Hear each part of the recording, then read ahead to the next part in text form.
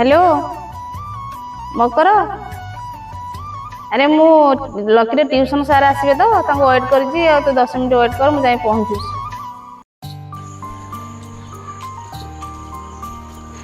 Madam नमस्कार। नमस्कार तमे lucky teacher Aditya? Yes madam. हौ भीतर को चलत।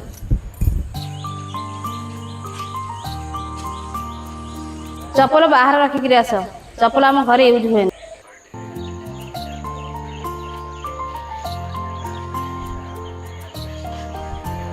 हौ बसंत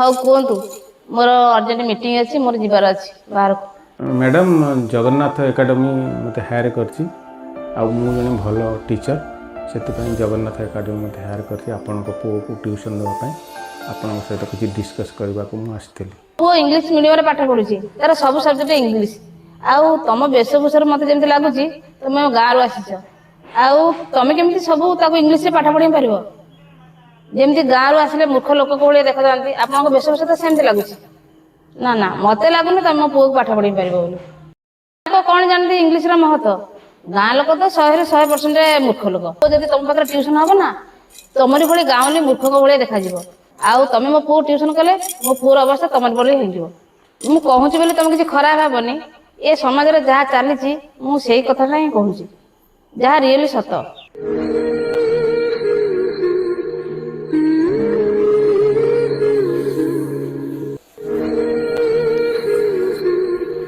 मैडम मते किछि खराब लागुनी मते खाली आपन को पुओ कथा चिंता होछि। कोन कहियो चाहछ तमे?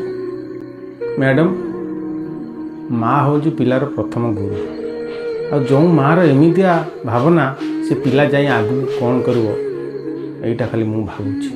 Thank you. जहा कहियार अछि सफा सफा को कोन कहियो चाहछ तमे? मैडम आपन मते बहुत किछि कथा कहले मु आपन को किछि उत्तर देनी मु चुपचाप सुनि नेली एबे मु किछि कहबी ओडिया रे इंग्लिश रे नो ओडिया रे मु कहबी आपन सुनंतु। जहा कहियार अछि सफा सफा को। मैडम आपण मूर्ख हबार परिभाषाटा किसी खराब बहिरू पढ़ी मूर्ख से कहती मूर्ख ये कहती कि जो मैंने अलग लोकंर इज्जत करवा जानती से ही मूर्ख कहती। आपण मत बहुत किसी कथा कहले शिक्षा उपरे समस्त समान अधिकार अच्छी मैडम जहाँ को पढ़वा लिखबार थब सी ताकू किछि दरकार नहीं सी भल टीचर से भल कपड़ा पैसा पत्र किछि दरकार नहीं जहाँ को पढ़वार थब से मनु मन पढ़ी नब सहर फहर जावा दरकार नहीं गाँव में भी से बहुत पाठ पढ़ी देखीदेव आ जो मैंने कि अलग लोक देखिकी कपड़ा को जज करती चपल पिंधिक आसी भल कपड़ा ना से माने शिक्षा को असम्मान करती से हूँ दुनियार सबुठ बड़ मूर्ख और बड़ गर्वी से आगे चल आगे जाकि बहुत असुविधार सम्मुखीन होगा पड़ो से मैंने एटा भी देखती सामने वाला को कौन दरकार कहीं परिस्थिति ट्यूशन करुच्ची लोक परिस्थिति पड़ी बहुत किसी काम करनी सेटा को सामना वाला कहीं देखती मैडम बाकी रहा मो कथा मु 12th रे स्टेट टॉपर आ फैमिली रो किसी असुविधा बापांकर देह खराब माँ देह खराब से पैसार प्रोब्लेम से जगन्नाथ एकेडमी मत हायर करपन तो लोक जज कर कपड़ा थैंक यू मैडम।